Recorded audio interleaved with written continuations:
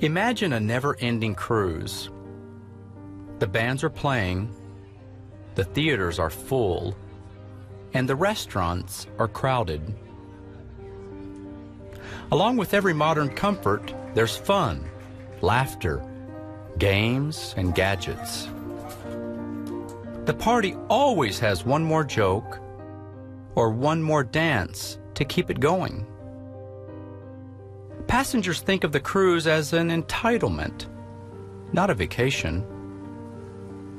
What is their final destination? How long is the cruise? And who will pay the bills? No one really knows. They just want to keep the party going. As the endless party goes on, finances dwindle. Debts soar. Eventually, scuffles break out.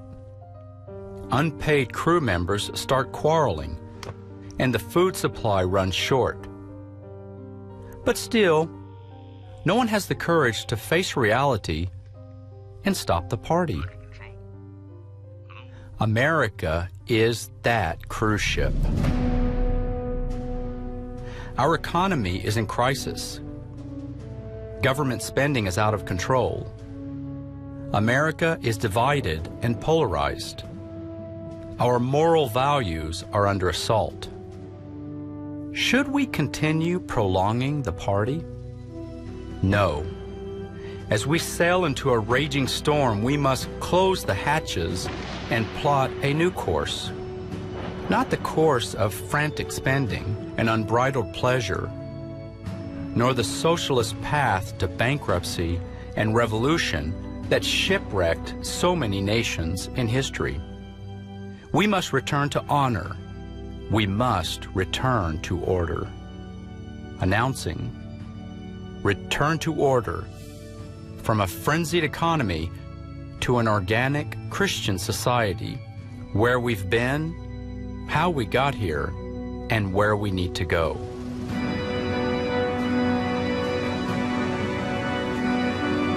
Unless we have the courage to draw upon our rich Christian tradition and place our trust in providence, we will neither steer clear of disaster nor arrive in safe harbor. Join the debate and help our nation chart its return to order.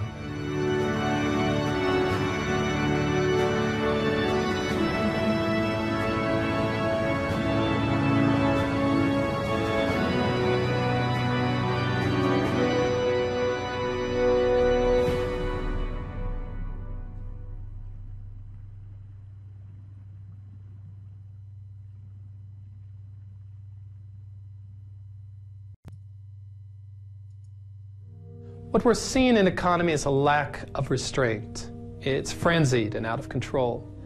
And what I saw is that we needed to go back to the fundamentals of family, of community, of faith that normally keep economy in balance.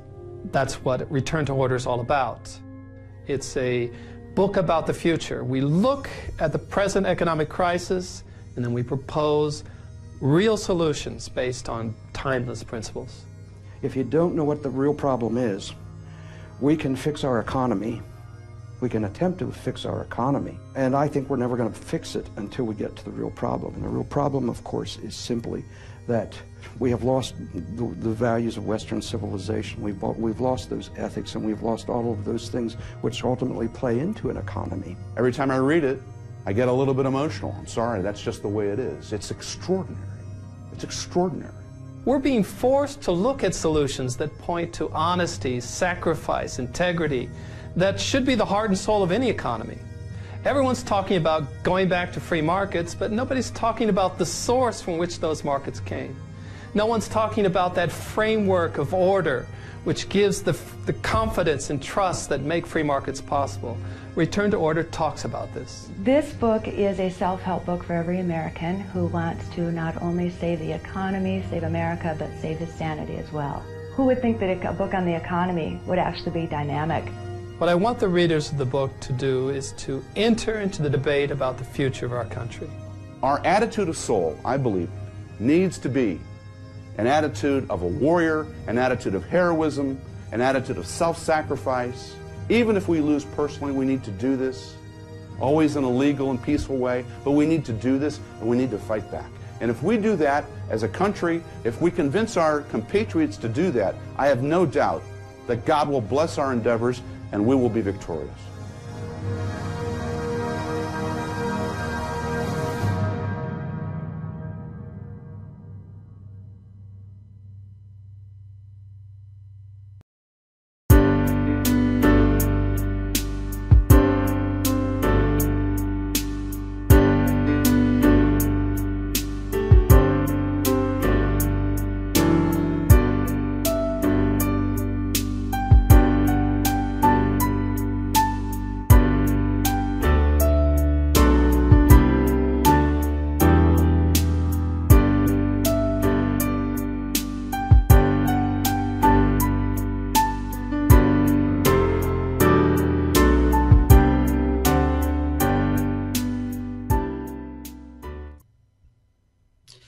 Hello and welcome to Hungry for More. I'm your host, Al Smith, and wow, we're moving along here, episode 9. And thank you, by the grace of God, we're continuing to share different topics and different opinions that are expressed within the world. And we've been doing book reviews, we've been doing interviews of people who, of course, are out in the field sharing the faith. And so today's show is going to be awesome. We've got a great topic, of course, a book that John Horvat II wrote on return to order. I think the world's gone crazy and we're looking for solutions. So stay tuned. We're going to give you some solutions on how to make it through and to navigate this. Those videos that we saw just before I came on, very powerful. The whole thing of the cruise ship and, what's going on. So we'll, of course, expand your thoughts and we'll give you a few insights of how we got there and, of course, solutions to fix everything. But I want to thank, first of all, Guy Stevenson from, again, who was with us a couple shows ago, and he donated to us a couple copies of Freedom Under God, Bishop Sheen's great book from 1940. And, it's funny that the Lord works in mysterious ways, that today, as we're taping this broadcast, is the feast of when Fulton Sheen had passed away, December the 9th, 1979. So 35 years ago today, Bishop Sheen went to be with our Lord. And so very appropriate that we'll be able to share this book with you. We're going to have a contest today, and we're going to have a skill testing question. And so the first two who can respond in the chat room will be able to get a copy of this book that's been donated by Guy Stevenson. So thank you very much. One of my favorite quotes in this book, and I'll have to just get my spectacles out here, I'm getting a little bit older, is Fulton Sheen said, "True greatness is what a man does with his soul. True greatness is what a man does with his soul." Very important words to live by. And so anyway, we're going to share that with you. And we're going to have a program in the near future about the book. And, we need to know where we've gone wrong and how we can fix these things. And, of course, today's show is no different. We're going to share a lot of what I call the answers to the secret questions, the answers to the meaning of life. And so I'll bring on to our program now our good friend John Horvat, who, of course, is the author of this great book. And John's been around for quite a while, of course, just lecturing and, of course, being an author. And I want to say an award-winning author. This book has sold 30,000 copies and has won 9 awards yet. Not yet, but 9 awards and 9 more to come, I'm sure. It's going to be on the bestsellers list for a while. John, welcome to Hungry for More. It's great to have you here. It's great to be on the show. It's a real honor, actually, for me to be on the show. Thank you. And, the pleasure is mine. I think sometimes I invite guests because I want to learn things. Of course, I'm not trying to be selfish here, but I've read your book and I thought, no, I've got 20 questions to ask you about the book. And it was a great piece, but maybe you could introduce yourself to our listeners and viewers. Of course, we're on iTunes and, of course, on the Fiat TV network and, of course, Gloria TV, YouTube, all the social media. But maybe, of course, give us a little introduction and, what God put on your heart to write this book. Well, my name is John Horvat. I'm a member of the American Society for the Defense of Tradition, Family Property, and I've been a member for 37 years. And during that time, I've done a lot of studies, especially regarding socio-economic questions, cultural questions, and what got me to write this book was the fact that I saw the 2008 subprime mortgage crisis, and I looked at that and I said, we don't have a response. All we're going to do is just slow it down a bit and go to the next crisis. We really need to have a response based on church teachings, because the church does have answers. And so I did a lot of research into this whole matter, and found that the church does have answers. The church has amazing things about economics and cultures and ways to economics works inside cultures. And I was just flabbergasted what I found and put it down in a book called Return to Order. Yes. And I think, I want to say just the cover of the book. I mean, you look at this book and, of course, our producer, Kent, will bring it up on the screen. But I think just what's on the front cover, where we've been, how we got here, and where we need to go. Our return to order from a frenzied economy to an organic Christian society. Let's talk about where we've been and how we got here. I mean, I think a lot of times we're waking up every morning saying, how did we get in this mess? How did this all happen?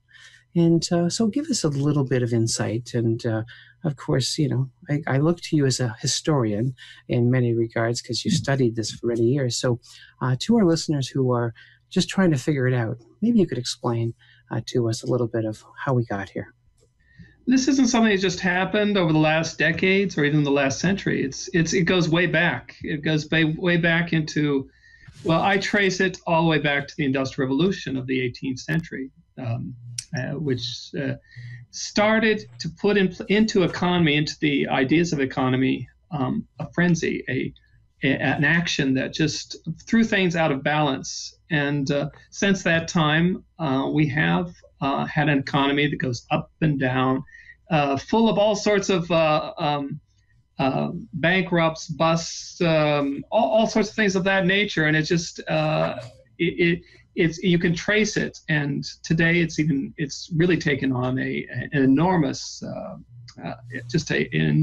an immense amount of money, amount of time, amount of activity that it's very hard for us to keep in control. So it is a long process. It has been a long process, and it's traceable. You can see it historically, and it's caused by a lack of balance, a lack of practice of the cardinal virtues, and a lack of putting in effect the church teachings about economy. Yes, I think what I think of, and I just watch my children. And I like to say that I was raised, I'm one of 12 children, so we didn't really have much. There was a great deal of temperance in my family. Of course, just that we can't have what you want, but of course, raising adult children and looking at them and their buying patterns, there seems to be this, they've thrown off restraint. It's their friends, the culture is just kind of, buy when I want, I want that new iPad. Of course, we just saw Black Friday, and so talk about this throwing off restraint. This, how do we get to that too? It's just I'm sometimes wondering. Just you mentioned it went back to the Industrial Revolution, but I think in this time frame that we can recall, maybe a few ideas of how we threw off our restraint. What happened there? The Industrial Revolution facilitated the throwing off of restraints, of financial restraints, production restraints. It brought about the big markets, mass production, advertising. A lot of these phenomena in consumption that really didn't exist before. And of course, back then, in the time of the Industrial Revolution, it looks almost medieval because it's so slow. It has accelerated, and it has accelerated especially over, let's say, the last 5 decades, especially after the 60s, because with the economic restraints taken off, the sexual restraints followed. So This whole pattern has accelerated enormously over the last, and especially with the new computer devices and the social media and the ways in which we can connect quickly and fast, and always getting what we want instantly without having to wait. These are all factors that have contributed to what I call frenetic intemperance in the book.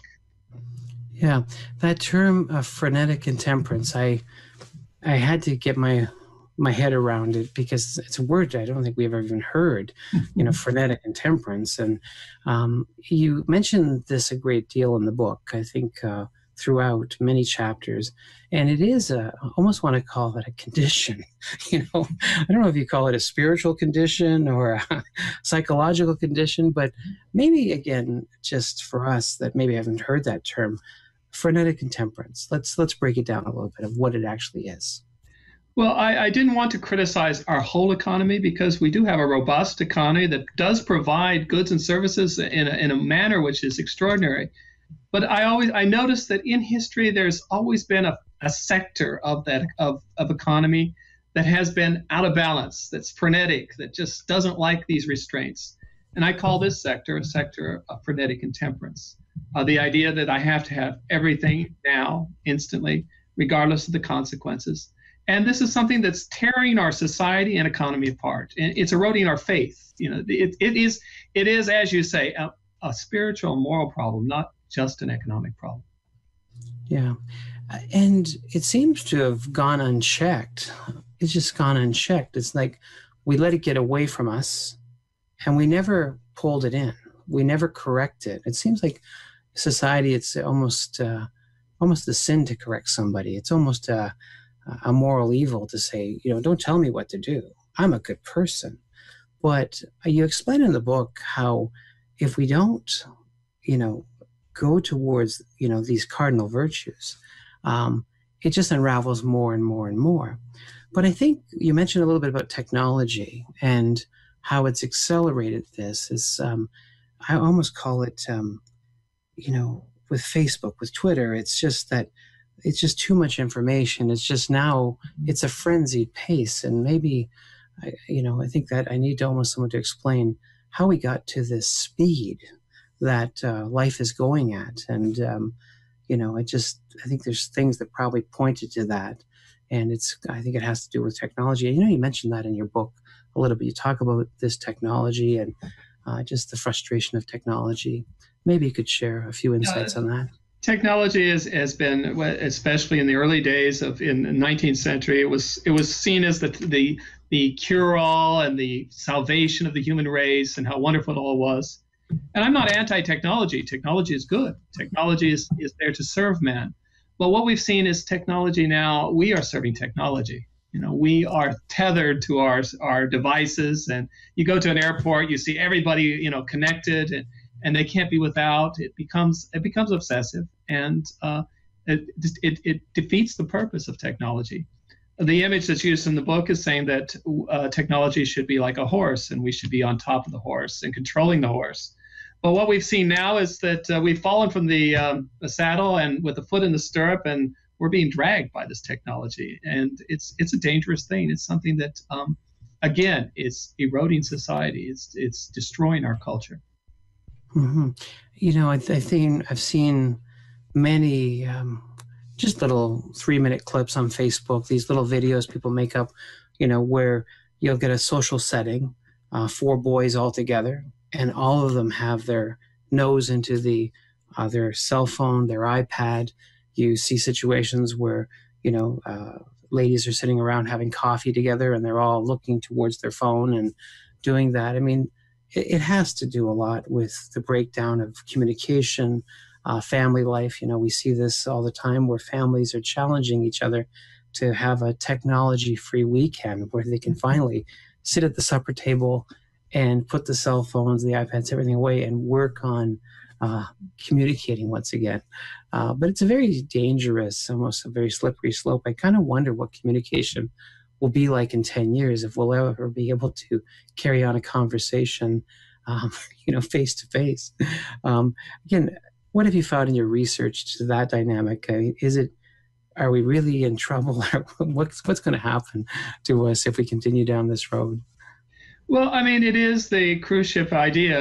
We're just going to. It is the idea that we can keep going unrestrained, and I don't think we can. I think it will come to a head. It will cause a crisis in society, and we need to. We will need to address that, and that's one of the reasons why I wrote Return to Order. But one of the factors I think that also enters into this whole thing is the influence of the institutions of family, faith, and community. When those are healthy, the frenetic intemperance is diminished, and the ability to practice virtue is increased, and I think then the technology would be much more easily put under control. That is something that can't be underestimated. The influences of family, faith, and community. Yeah. In your feedback, and I know that many people write to you, there is this dialogue. You have your, all your social media, your Facebook page, your Twitter, you have your main page for the book. And so there's probably a lot of dialogue that goes back and forth.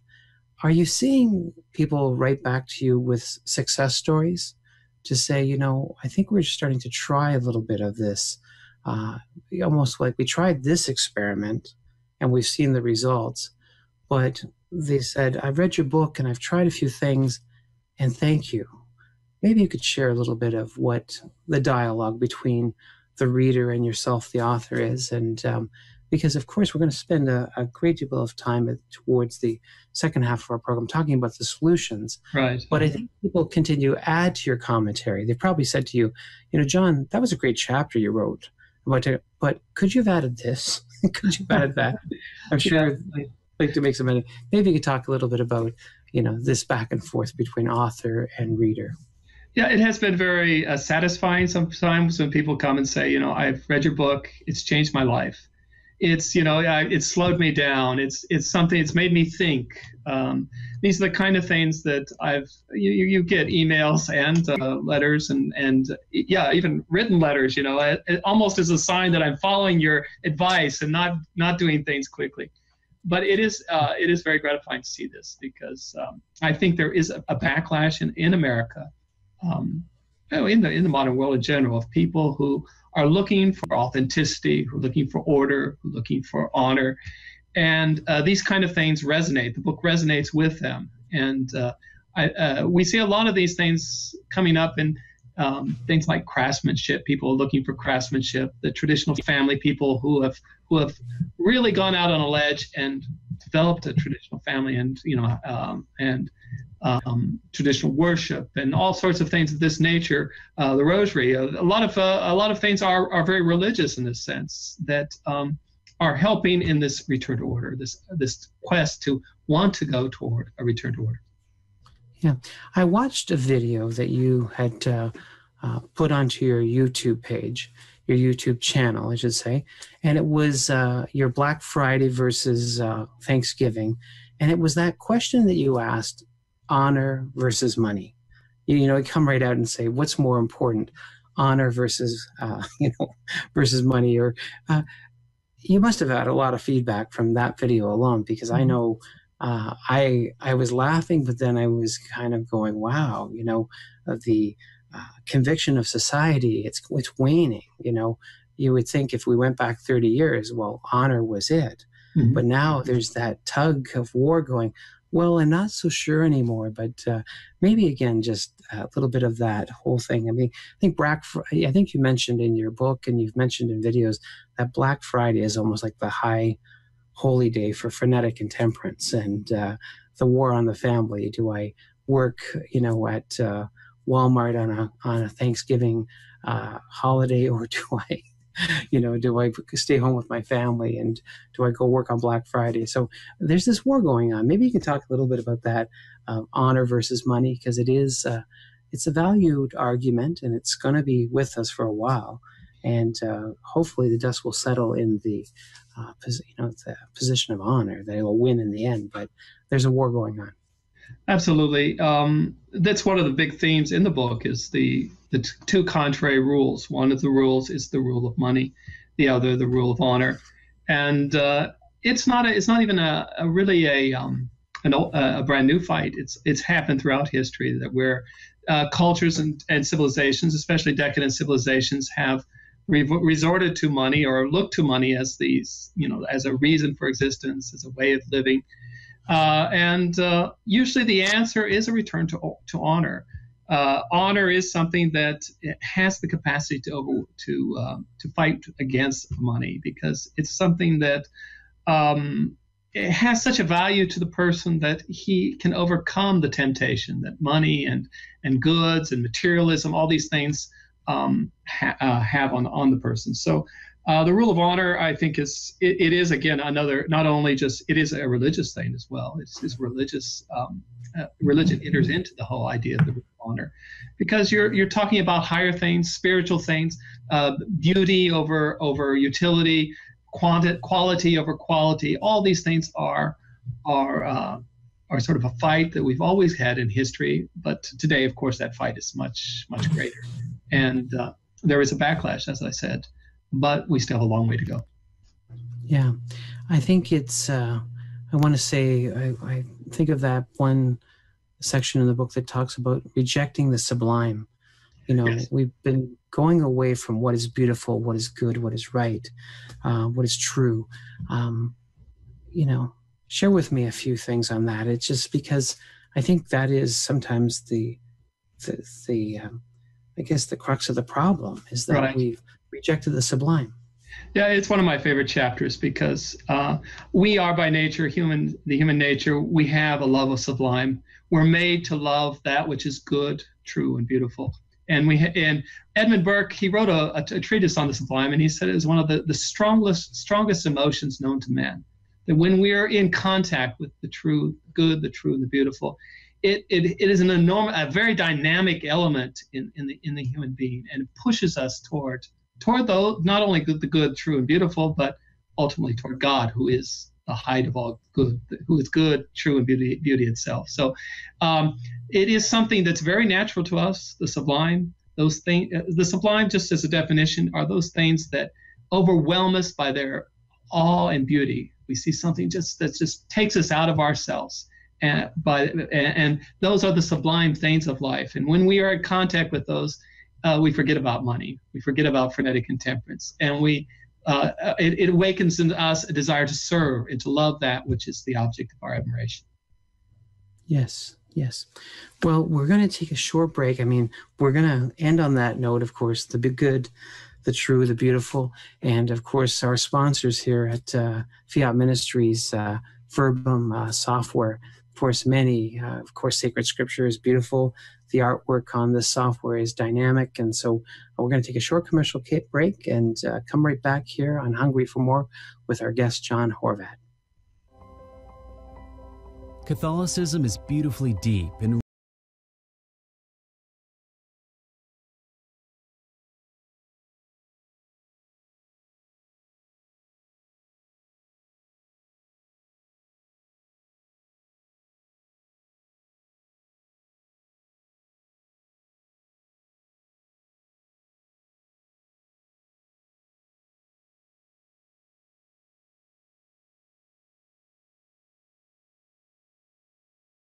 go from the Catechism to its sources, from Vatican II to Doctors of the Church, and from there into the Scripture itself.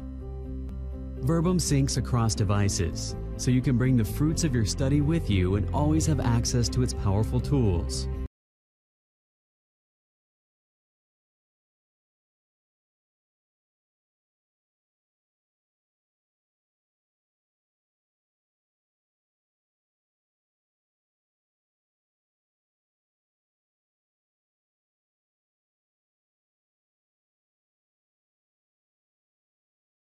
View maps and infographics that add context to your research, and the Church's treatment of the passage through time.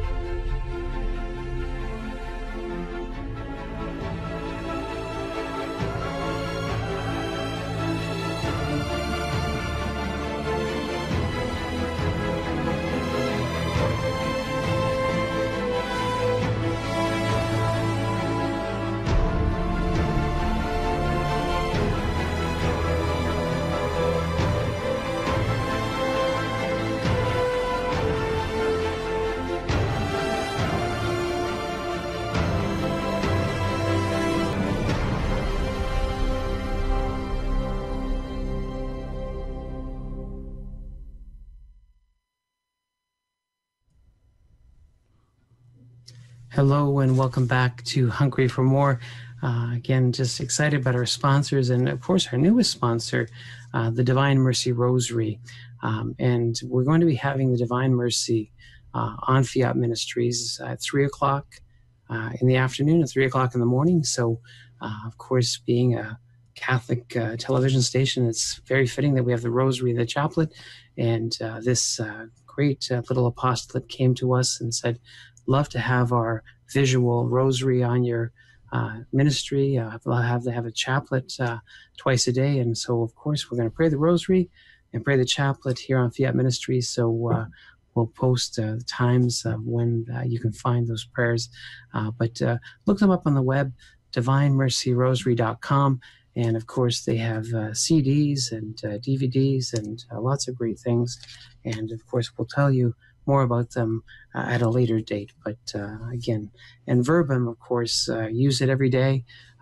Log into my computer. It comes in very handy.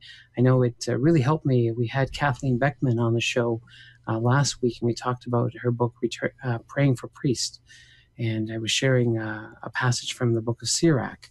And, of course, it gave me all the expanded notes, the background and everything, reflections. So nice to have a number of different commentaries and reflections. So great software. Please support them. And, of course, our newest edition, the Divine Mercy Rosary. So anyway, we're talking with John Horvat, trying to solve the world's problems, and this great book that he wrote, Return to Order. And I wanted to say, I mean, the best Christmas gift you can give anyone. It's one of these great must-haves. I call it my survival manual, my survival manual. And, I've enjoyed it. I've had it a couple months, and I flip through it from time to time, especially when I'm just getting a little discouraged. I sometimes think, should I invest in stocks and bonds? And should I invest in more? And sometimes I'm thinking maybe the answer's in this book. But of course, this book is about, I want to say the economy of the soul. And I know that's what the Lord is challenging us all the time on is, are we taking a good look at our soul and what's going on? And we were talking before the break about the sublime and, of course, what is beautiful, what is right, which is good. And so I thought we'd spend this last part of our program now talking about some solutions.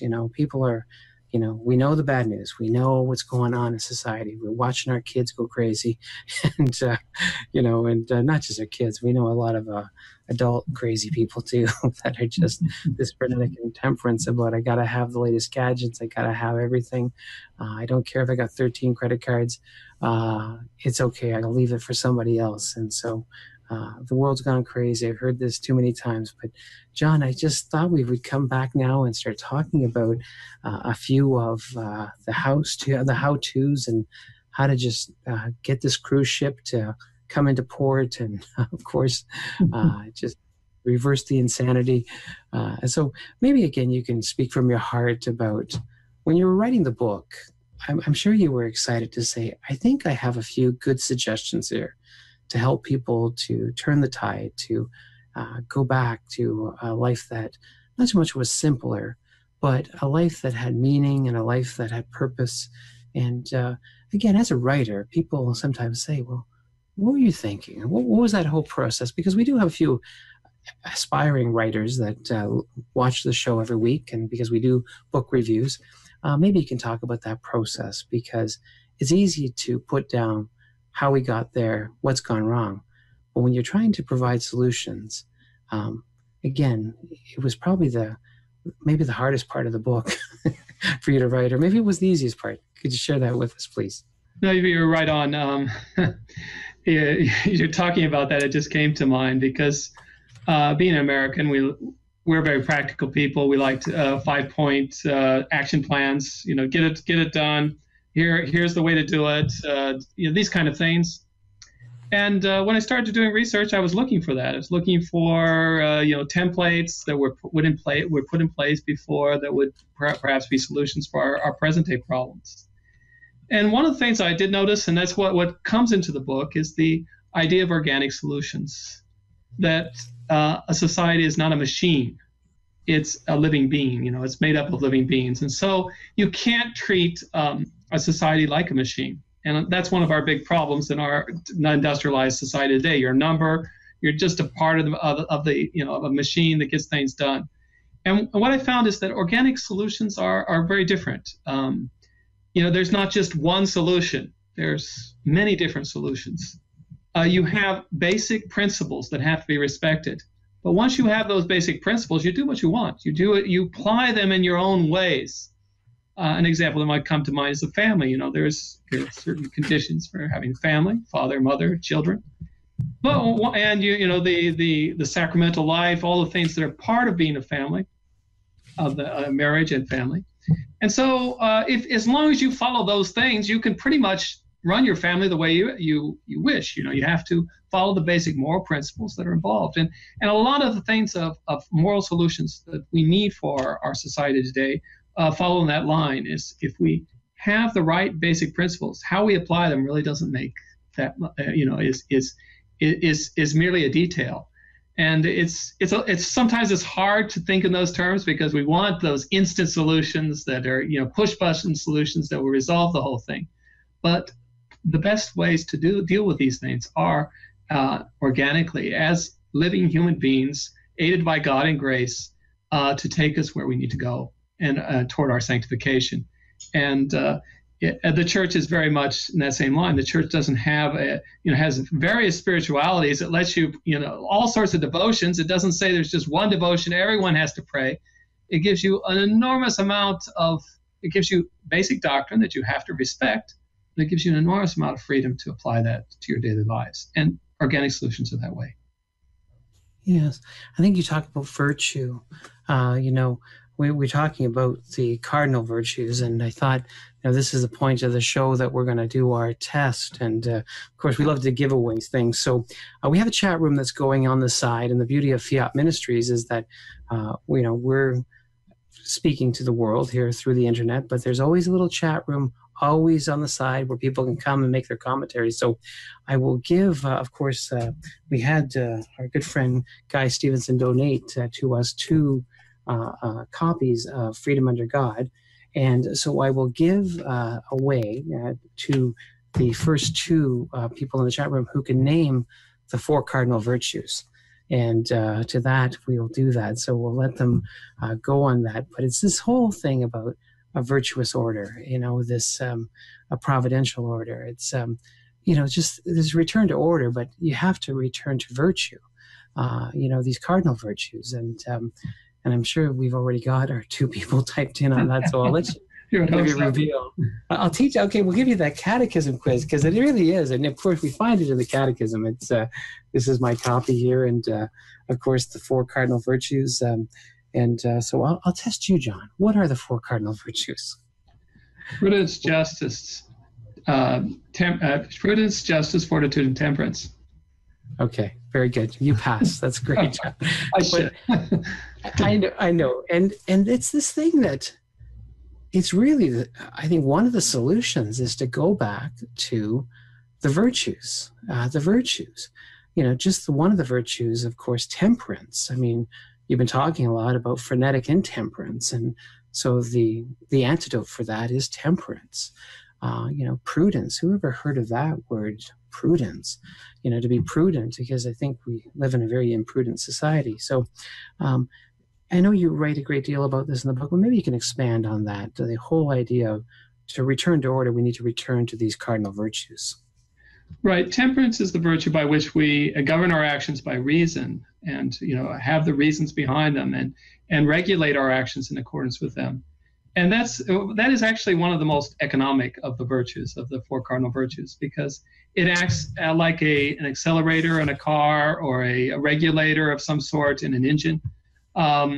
If that's out of balance, the whole thing breaks down. And so that's why I made a stress very much the cardinal virtue of temperance as a reply to frenetic intemperance, because it is a matter of the regulation that is really causing our economy to get out of balance and to go on that ups and down. If we have that temperance, which is so necessary, we will be able to keep an economy the way it should be. Yeah. How do we sometimes implement that? The school systems are hard to, it seems to, infiltrate, if that's the right word. I think we have to teach it in the home because, again, that whole basis of family. I think of that tripod, church, school, family, but really going back to opening our Bibles once again at home and sharing the faith and talking about these virtues with our children and with our relatives too. I think of this passion for justice. It's justice. And I think even that word has left our vocabulary. Maybe you could speak a little bit about that term justice and the passion of it. Justice is the virtue by which we give to people that which is due to them because of what they have done or what they have paid. What it is, again, has its economic implications. But it's very interesting. I did a lot of research, and it's the Christian civilization had a passion for justice, and that's what really kept us, another element that kept society in balance. They were always worried if they were doing some kind of injustice to another in their financial dealings or in their own spiritual lives. If they had wronged somebody, it was a constant concern. And one of the really surprising things I saw in doing the research for Return to Order was that I was looking for the economic doctrine of medieval times and of Christian civilization. And I found a professor in Norway, a Protestant professor in Norway, who gave me the economic foundations. And he took it from the confessional manuals of the priests, because the priests were always having to deal with matters of justice. And so they developed a whole doctrine of economy for the confessional. And it was amazing, what you saw. So it was very beautiful to see how the church had solutions, and it provided an economy that you could trust. Who would you trust to buy a car from? A used car salesman who goes to confession every week, or one who doesn't? Mm-hmm. So true. I think of we're all searching for meaning, and I think we talked about the sublime again, just trying to go back to that search for the sublime. And again, finding meaning, finding purpose. Again, I go back to the feedback. What, over this 2-year period that you've wrote the book, and I thought it was very providential as I was, reading towards the end and you were signing off, that you completed the book on the Feast of the Immaculate Conception, December the 8th, 2012. Yes. And so here we are 2 years later now, and how appropriate it is that, of course, I think of Our Lady, or the Blessed Mother, as this woman of temperance, this woman of prudence. She has all the virtues contained in her. So I just thought it was a nice little. God is a show-off. Sometimes he uses these dates to catch our attention. It's very appropriate there, as of course in America we just celebrate this great feast. Of course, it's I want to just say a holy day of obligation, a very special day. Which is the patroness of the United States as well. Yes. And so 166 years later,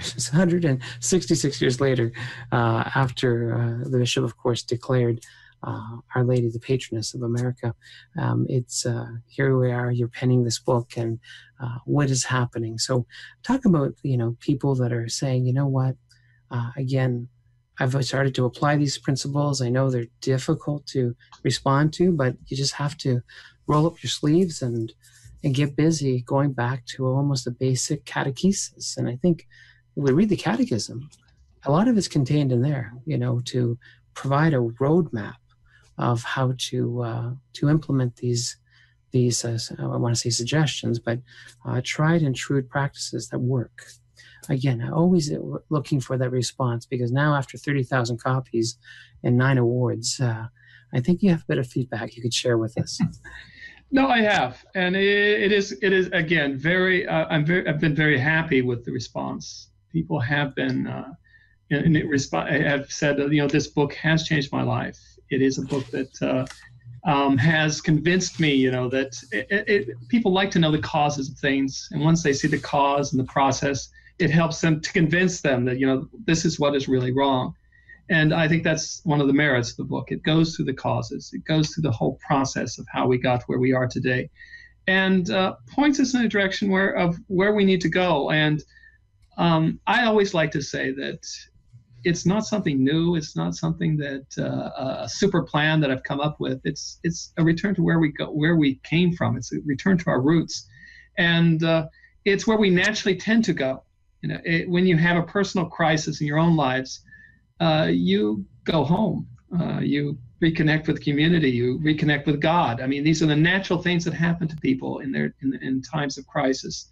And so I wrote this book as a guide for these times of crisis, so that when people are mugged by reality at certain times in their lives, they can say, well, I can always go home, and this is the way to get there. And I think that's the purpose of the book, to give the people a guide to where to return to order.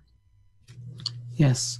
And we'll kind of end on that note, John. Of course, we want people to purchase the book. I mean, I think everybody needs to have it in their own personal library. And we're going to put up a number of links here towards the end of the show on how to purchase the book. As I said before, you have your own website, and that's simply the returntoorder.org. Mm-hmm. And of course, Facebook, if you've got a beautiful Facebook page where you're doing regular posts, and of course, on your main page, there's the blog and the articles. I know there was something about the 14 ways to promote the book. And when I was doing the homework, I seen that, sometimes you're at the gun show and, you're at different book fairs, of course, different things. But again, it is a book for everyone. It's not what I call a Catholic book. It's a book for all people because those principles apply. It doesn't matter if you're Jewish or again, of any Christian faith. It seems that those biblical principles go a long way. They really do work. And so we, of course, encourage people to visit your sites, to, of course, dialogue with you. Congratulations on 30,000 book sales. That's impressive. I know many people that self-publish, and when they get 1,000 books, they think they've... Oh, yeah. No. I've been there. I know. Yeah. It's great. Yeah. Our Lady has helped very much in this. The grace... It's just been I just followed the grace, follow where Our Lady wants to take me, and she's done most of the work. Yeah, and I know that you continue to be on we call it the speaker circuit, and that radio, shows, Radio Maria, different media outlets continue to interview you. I know you lecture and speak all across America. I'm sure there's the odd person over in Europe that says, John, come on over. We'll see you. But they can contact you on your website and, of course, invite you to speak. And I know that you're dedicated to the cause. I like to say this is the beginning of a movement. It's a return to order. And so we're all joining this army to march together on that. And so, of course, we'll continue to provide links for people as they, come back. And of course, what I love about technology is that if you missed a part of the show, you had to walk away for 10 minutes, you can come back on YouTube and watch it again, and all the links are there. So, John, thank you again so much for coming and sharing a few little insights to the book. And again, I encourage everyone, please add this to your own personal library, a great Christmas gift. Of course, we're just back. We want to look back in 10 years and say, hey, things are getting better. We're fixing this thing. But as you said, through the intercession of Our Lady, our Lord, the saints, I know anything is possible with God. It's really good. And so I'd like to share with our listeners again our core Bible verse, of course, of this show. It is from Matthew's Gospel, chapter 5, verse 6, where our Lord says on the Sermon on the Mount, "Blessed are those who hunger and thirst for righteousness, for they shall be satisfied." And so we hope that you are satisfied by our presentation today on Hungry for More. We look forward to having you back next week on our program. And so until then, of course, we'd love to say God love you. But I thought, of course, in that spirit of the Advent season that we're celebrating together, I just ask that light will shine upon you and joy. And I think of that beautiful passage from the book of Numbers. May the Lord bless you and keep you. May the Lord let his face shine upon you and be gracious to you. May the Lord look upon you kindly and bring you peace. God bless.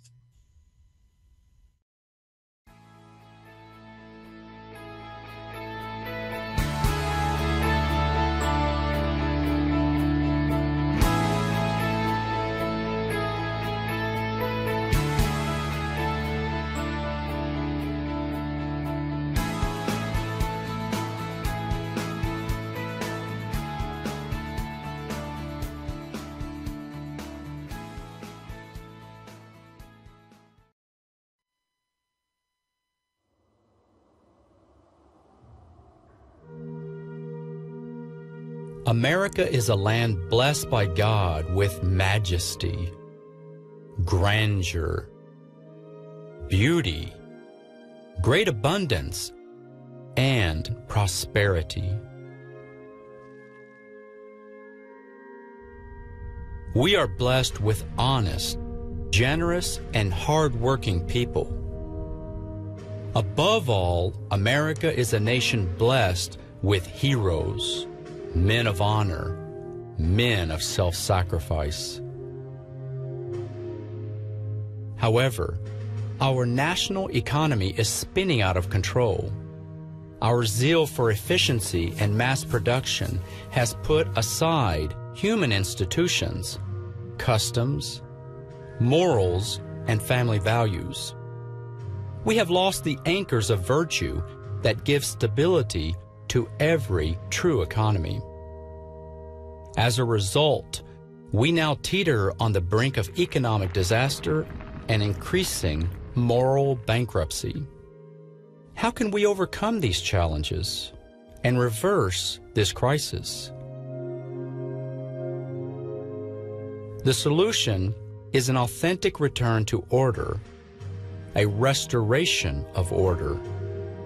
It's time to rechart our way and discover God's marvelous plan for America.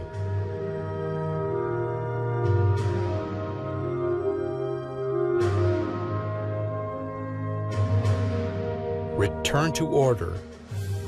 From a frenzied economy to an organic Christian society, where we've been, how we got here, and where we need to go. Join the debate about America's return to order. It's more than a book. It's a vision that can restore the American soul.